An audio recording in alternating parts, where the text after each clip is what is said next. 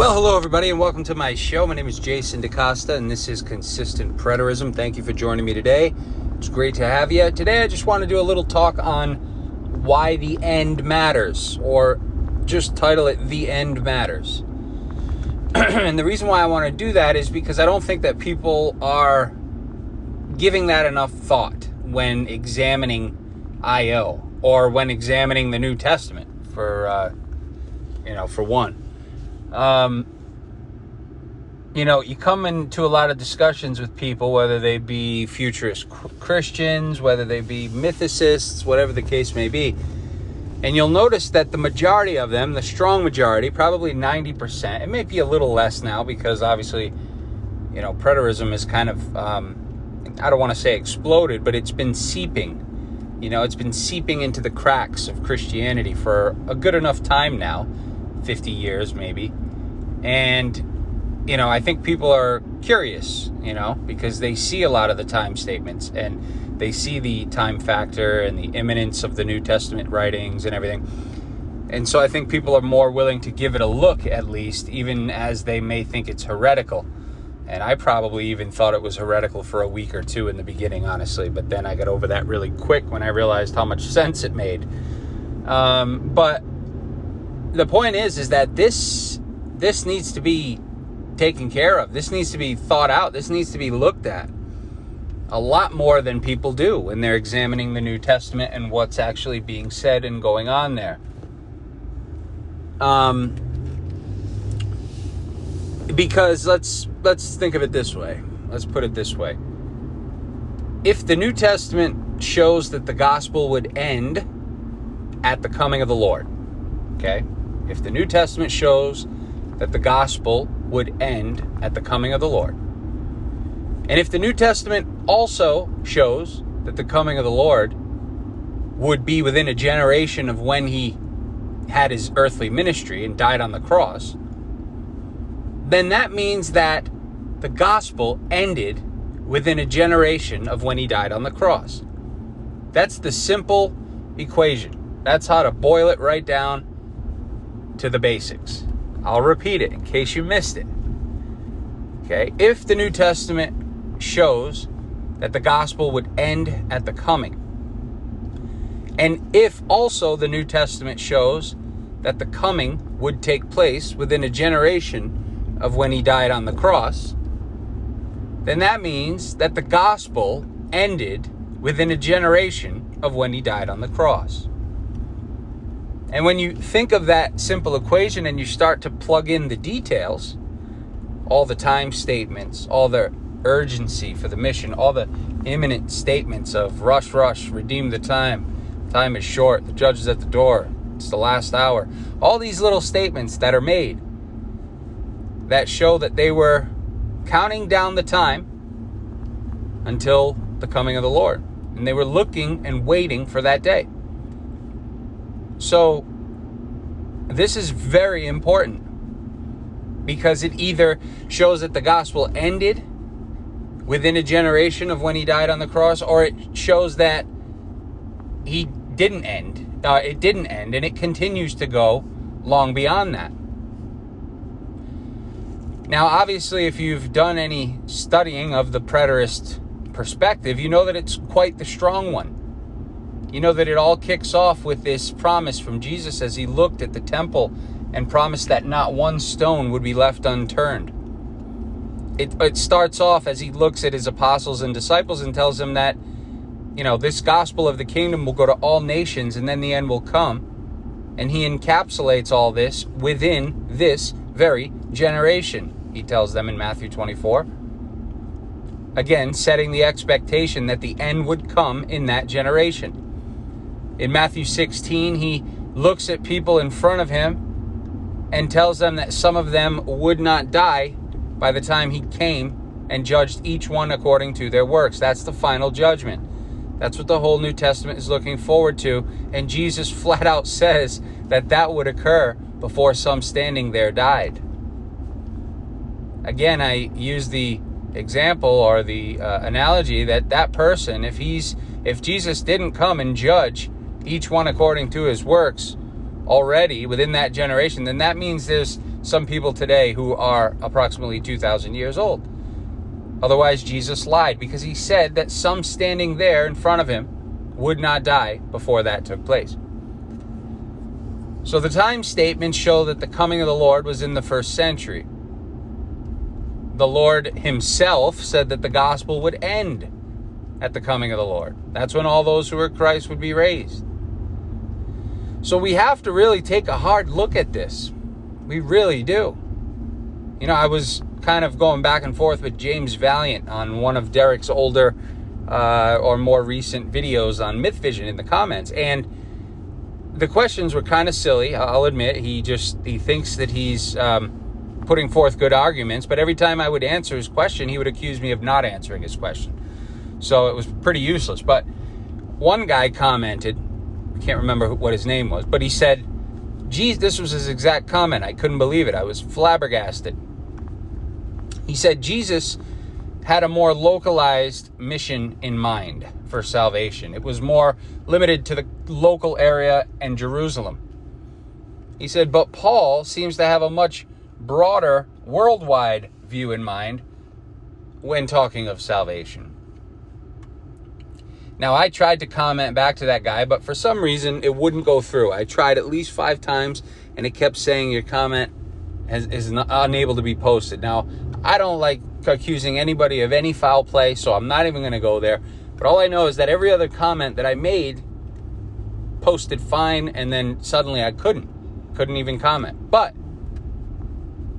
what I tried to say back to that person who made that pretty ignorant comment is that, did not Jesus say in Matthew 24 that this gospel of the kingdom will go to all nations and then the end will come?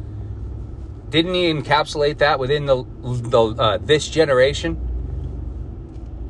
Didn't he tell them in Acts to go to Judea, Samaria, and the ends of the land, or the ends of the earth? So the point is, this guy saying that Paul's was worldwide and Jesus's wasn't is nonsense. They both use the same words. They both speak of the same known land, the same known world, the local empire and surrounding regions. And Jesus was very clear that they would go out and seek those afar off. He said there was sheep near and sheep afar off. Who do you think those sheep afar off were? Jesus had the larger viewpoint in mind from the start. And Paul mimics exactly what Jesus said. I think there was also some chatter from Valiant saying that, you know, Paul didn't have the expectations that Jesus set forth, and Paul's expectations were different than what Jesus predicted, and Paul wasn't looking for an imminent end like Jesus was. All this stuff, and I couldn't believe it. And I'm saying to myself, wow, these guys really, really don't know their Bibles. I could rattle off 100 examples of why Paul's expectations were the exact same as what Jesus predicted. 100. No problem. Right? I mean, all the things that stack up. They were going to be changed. They were going to be angelic. They were going to never die. They were going to be immortal. They were going to be like angels. They were going to be in the twinkling of an eye at his coming. They were going to be gathered from, far and wide. So many things that Jesus said, Paul also mimicked. And just like Jesus saying that this would all take place in that generation and before some standing there died, Paul had much of the same to say. In fact, when writing to the Corinthians, Paul told them that if they were married, to live as though they weren't, because the time was short. Now, James Valiant would have a big problem because he claims that Paul wasn't in such a rush. But yet here's Paul telling him, hey, if you're married, live as though you're not, because the time is short. In other words, don't regard your possessions, don't put too much stock in these things, because they're all going to be useless in a short while, because the time was short. So Paul certainly had the same expectations of a soon-to-come end. In fact, he told the Thessalonians that those of them who were alive and remained to the coming of the Lord would be transformed. Now, he's writing to real humans. I always say this. I try to get people to realize that he's writing to real humans, and he's telling them that some of them would be alive and remain and would be transformed at his coming. Same thing with Corinthians. Paul, writing to the Corinthians, told them that we shall not all sleep. but we will be changed in the twinkling of an eye at the last trump. Again, showing that Paul had the same impression or the same understanding that Jesus did. That being that they would not all die. That being that he would come back before some of them died. That being that they would be transformed into angels in the twinkling of an eye, and they would put on immortal bodies. Everything relates. And Paul puts his own spin on things, of course, because he's the apostle to the nations and he's his own man. And so a lot of times you have minor differences in how things are described, but you bet that they're the same thing being described. And so the point of this is we really have to take a hard look at what the end was. We really have to take a hard look at, did Paul expect the city to burn? Did Paul expect that region and location to be judged? Did Paul expect a twinkling of an eye change to immortal like Jesus predicted would take place? Did Paul expect a coming of the Lord the same way that Jesus predicted, the same way that Acts 1 predicts in the clouds? Of course he does. It's all the same. And so if you miss that, if you miss the first century significance of what's taking place in that last days generation of wicked and perverse men, if you miss that, you're going to miss the whole story. Just think about the harmful effects of missing that and what those are. Just think about if you weren't able to connect that mystery Babylon, the mother of all harlots, the city where the Lord was slain, the city that was drunk off the blood of the prophets. Just think if you didn't understand that that was Old Covenant Jerusalem and you thought that it was something coming in the future. Just think at how bad your interpretation would end up and how far from the truth you would actually be. That is the anchor for understanding the New Testament. Everything falls in place. The mission to go out and seek the elect falls nicely within that confine. That's as far as you can push the tail. That's when the coming of the Lord took place for the saints. That's when the coming of the Lord came and he rained down fiery judgment and had vengeance upon those that didn't know him. That's the time when Jesus predicted in Luke that, when they saw the armies encompass Jerusalem, know that its desolation was near. For these are the days of vengeance when all things written would be fulfilled. That was the coming in flaming fire and vengeance on his enemies. That was the surrounding of Jerusalem in AD 70 and the destruction of the temple. And if you miss this, you do a great disservice and injustice to the text. As Joe Simpson used to say, you do violence to the text. And so you don't want to do this, my friends. You want to take into consideration what was ending, what was being destroyed, where the end cap is and how far you can push it. And then here's what you do at the very end, when you finally settled it out and understand that there can be absolutely nothing else that these New Testament letters are speaking of, because they're all speaking of a soon to come at hand fiery judgment upon Jerusalem. And that it did actually happen that way. When you realize that, you're left with just two options in regards to the gospel. The first option is either it's over and everybody was saved by the coming of the Lord and the story didn't pertain to us, and it must have a contextual limit to it. Or the other option is it's not over. He didn't come when he said he was going to come. The temple wasn't the end. The destruction of mother of all harlots wasn't Old Covenant Jerusalem. That there's something else coming, and that the gospel still goes on today. Those are your only two options. There's no other option. There is absolutely no other option. And when you realize that, man, if this all ended by the coming, then surely it must have been a specific targeted mission. It had to be more specific than people make it. And that's why Israel only makes perfect sense, because it's a mission to seek certain individuals, and it had to be completed by the time of the end. It absolutely had to be completed by the time of the end.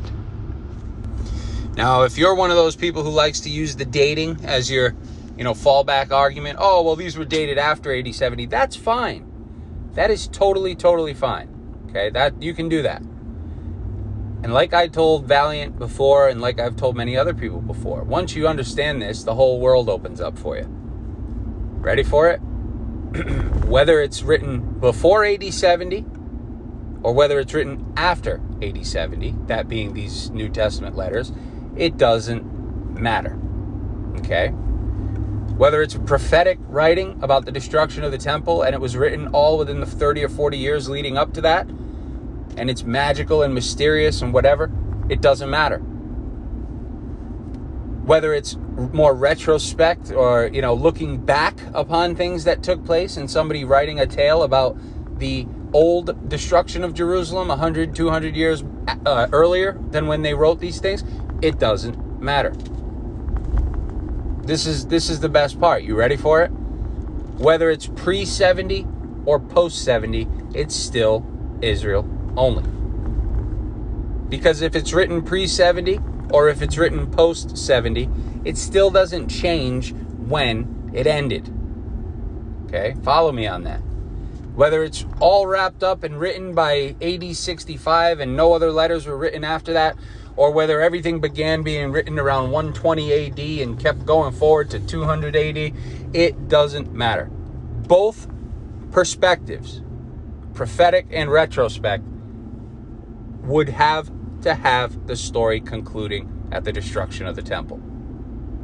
And therefore, as the smoke settles and the dust clears, you see a man standing there, and on his chest is not an S, but it's an I-O. All right? That's all I got for you today, folks. I hope you enjoyed it. It's Saturday. Hope you got a little bit out of this one. Don't forget to give it a like.